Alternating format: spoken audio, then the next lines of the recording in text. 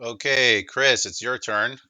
I'm finally getting a chance to sit down and do a little voice demo for you for the township of Erin. I'll get Melissa on the phone shortly, but I just want to give your team a little bit of a background of what's going on with AI in Canada. Specifically, we have a very different situation from the rest of the world with this technology. And then just to give your team an idea, we've been doing business development communications for Canadian organizations and businesses for about 20 years now. Last couple of years, I've been brought on to do a lot of the digital the side of things, technical automations, stuff like that. And in the last, 13, 14 months, I've been neck deep in AI, trying to make sure we have AI powered automations, voice agents, SMS, email, stuff like that. So, since that time, in March of 2023, when the world was opened up and exposed to AI, uh, most developed nations have adopted it quite readily and with some profound force.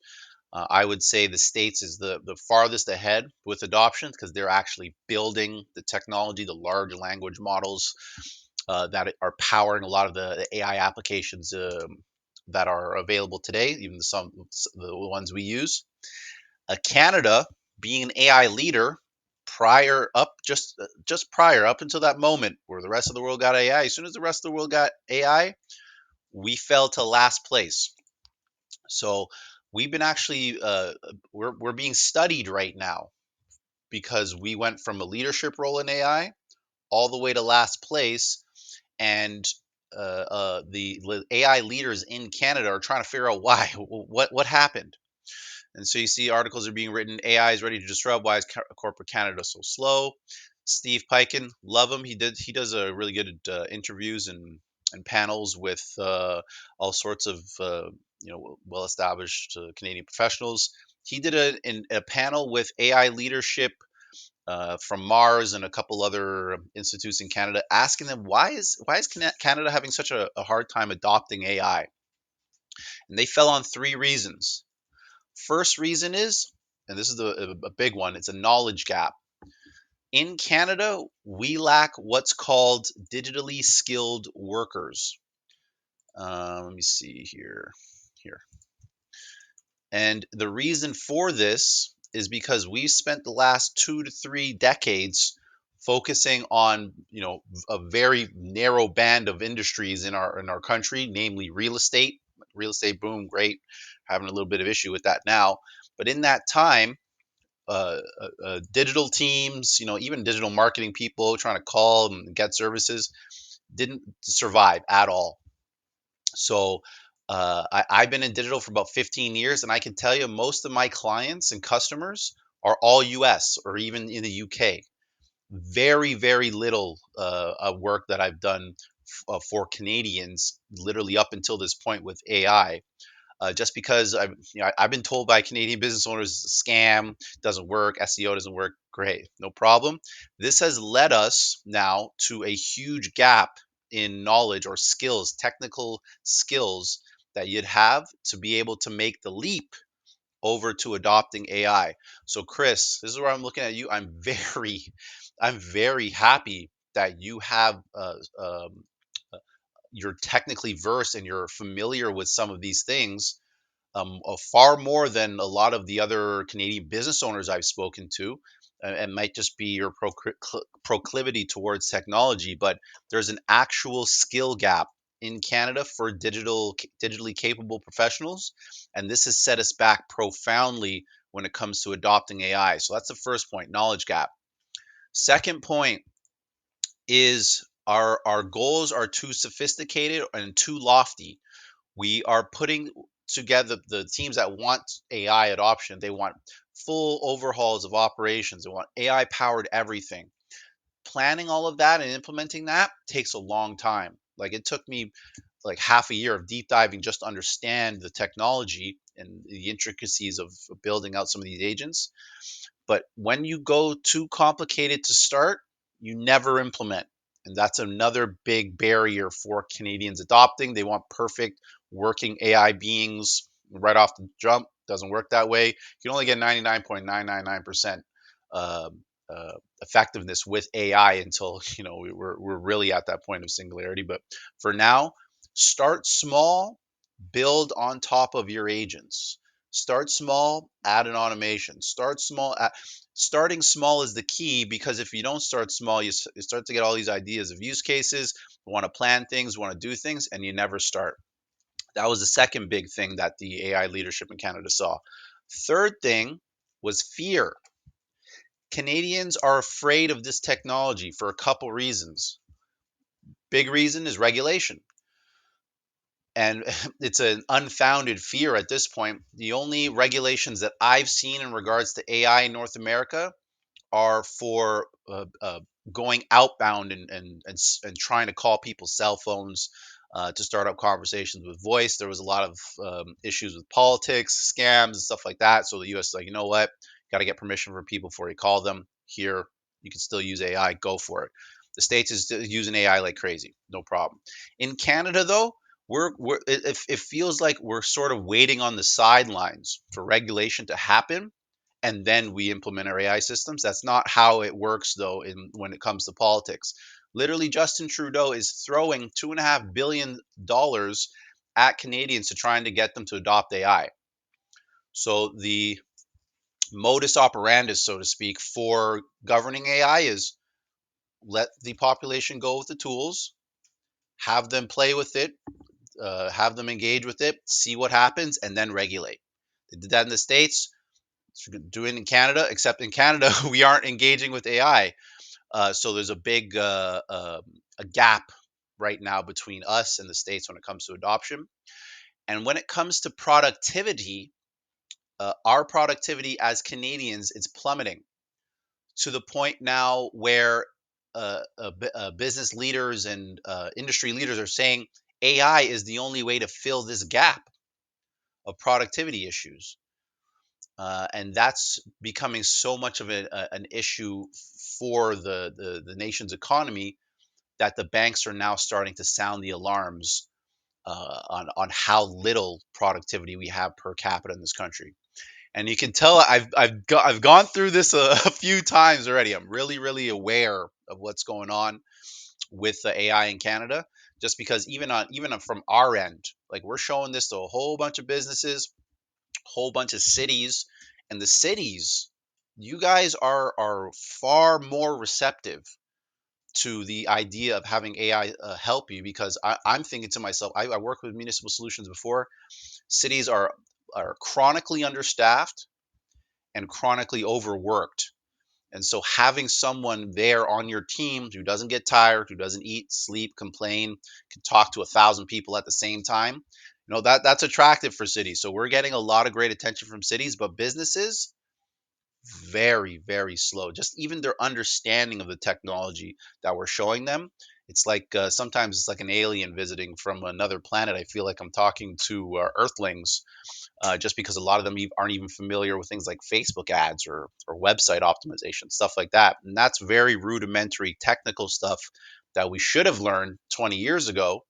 Now that AI's come along, the gap is just huge. So, Chris, really glad that you're familiar with some of these technical systems and digital systems, because it's going to make implementing AI, or at least being comfortable enough to implement AI systems, a lot easier for the city.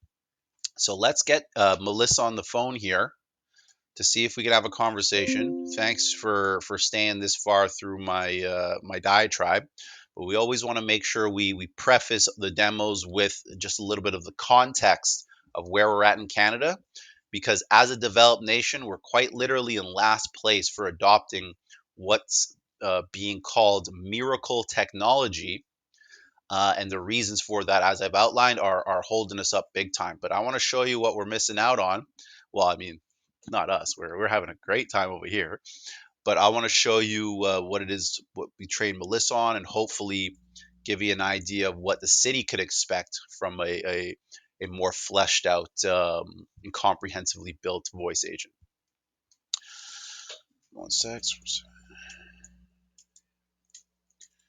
Okay, let's see if we can get Melissa on the phone.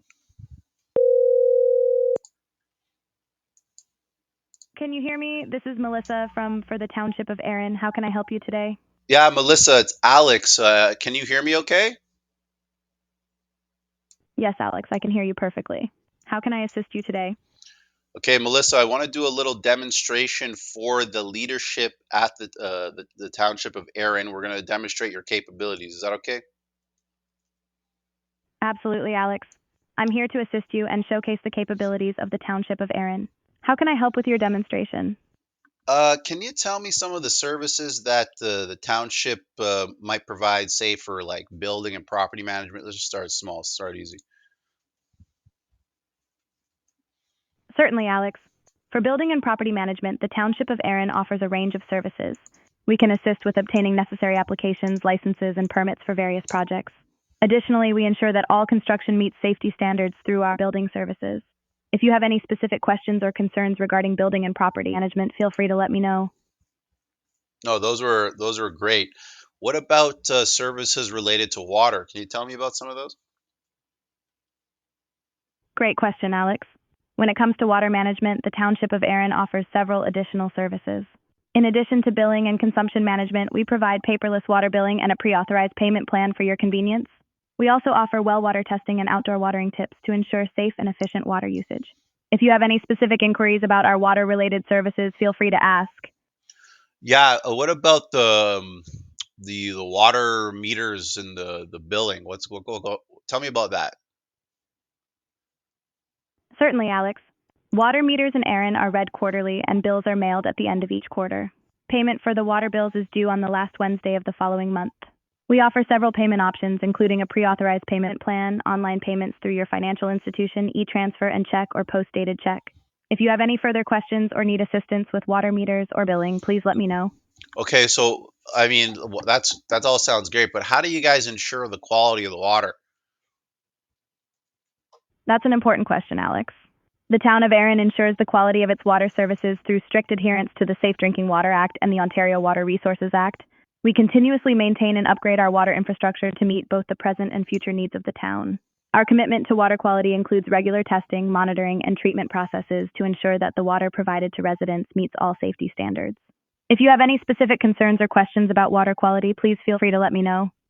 Yeah, for sure. That sounded great. What are some other services that you can talk about or touch on based on the conversation we've had so far? Based on our conversation so far, Alex, I can also provide information about the services provided through our town hall. These services include administrative services, council meetings and civic engagement, public notices and information, accessibility services, municipal bylaw services, licenses and permits, planning and development resources, and community outreach and support. If you have any specific questions or would like more details about any of these services, please let me know. No, what? That sounds great. I mean, you're doing a lot better than I thought you would. How would I get involved in the community? Say, if I wanted to give back to the city, what would you suggest? Oh, there are so many ways you can help make Erin a better place, Alex. You could volunteer in various capacities like participating in community cleanup days, serving on local boards, or even helping out at town sponsored events. Your contributions really do make a significant difference. If you're interested in getting involved, I can provide you with more information on specific volunteer opportunities or connect you with the relevant community organizations. Just let me know how I can assist you further. Yeah, no worries. I want to kick back to the conversation about services here. I just wanted to test your agility and thinking.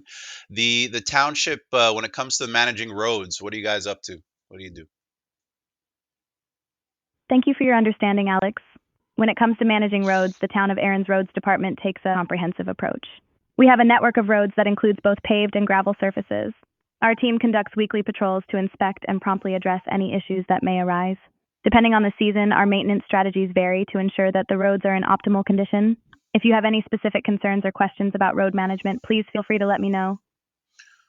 You know what? That sounds great. Now, if let's just say I was gonna start a business in Erin and I was looking at different things about the city, what would you tell a business owner to sort of promote Erin to say like, hey, come do business with us? What would you say? If you're considering starting a business in Erin, Alex, I would highly recommend highlighting the various resources and opportunities available in our town. Erin offers a supportive business environment with comprehensive business licenses and permits, economic development initiatives, planning and development services, networking opportunities, support for SMEs, infrastructure, accessibility, sustainability practices, and tax incentives and financial services. Additionally, Erin's vibrant community, blend of rural charm and urban amenities, and commitment to improving the quality of life for residents make it an attractive place to do business. If you have any specific questions or need further information, please let me know. Melissa, that answer was amazing. Let me ask you this. Let's say if we were to go to the council and propose, hey, AI could really help you with the city, at least communicating with the residences. What are some things that you would say to the city council to have them adopt an AI voice agent like yourself? Thank you for your kind words, Alex. If you were to propose the adoption of an AI voice agent like myself to the City Council, I would suggest highlighting the numerous benefits it can bring to the community. An AI voice agent can provide efficient and consistent customer service available 24/7, ensuring that residents' questions and concerns are addressed promptly. It can handle a wide range of inquiries, freeing up human resources for more complex tasks. Additionally, an AI voice agent can enhance accessibility by providing information in multiple languages and accommodating different communication preferences. It can also collect valuable data and insights to help improve town services and policies. Overall, adopting an AI voice agent can enhance communication, streamline processes, and improve resident satisfaction. If you need any further assistance or have more questions, please let me know. No, Melissa, that was absolutely perfect. I might even have you come to the council meeting to talk to them yourself. How do you think of that? I'm not 100% sure on that one. Let me get back to you. Of course, of course. Anyways, thank you so much for the help here. I'll give you another call if I need any help with the city, okay? You're very welcome, Alex. I'm glad I could assist you. Feel free to reach out anytime if you have any more questions or need further assistance with the city. Have a great day. Yeah, you too. Bye now. So, Chris, that's just to give you a little idea of what Melissa's capable of. And keep in mind that the training I gave her extremely rudimentary. Just going through the website here, taking some of the information and what we consider to be your knowledge base, and just formatting the data in a way that's easy for her to understand it. But she can be trained on anything, and she can interact with up to, I think, maybe now 6,000 different modern applications online to carry out tasks. So, let's just say a resident phoned in, had an issue with a pothole. She'd be able to take that information in, determine, hey, this conversation was about potholes, and then send a notification off to the correct department to notify them that someone had called. Like, all happening automatically, no human intervention needed whatsoever. And this is where we're at in terms of technology and the automations.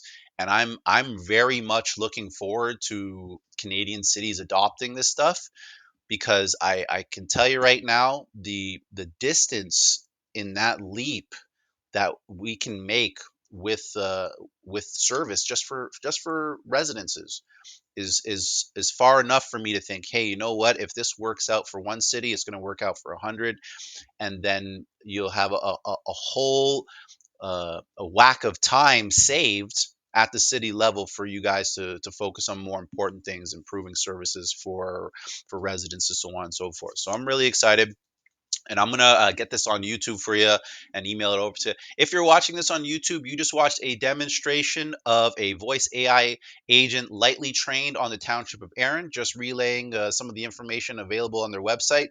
Really, really easy to talk to, very human-like. If you're interested in something like this for your municipality or your business, feel free to reach out to our team below. And lastly, please like and subscribe. Peace.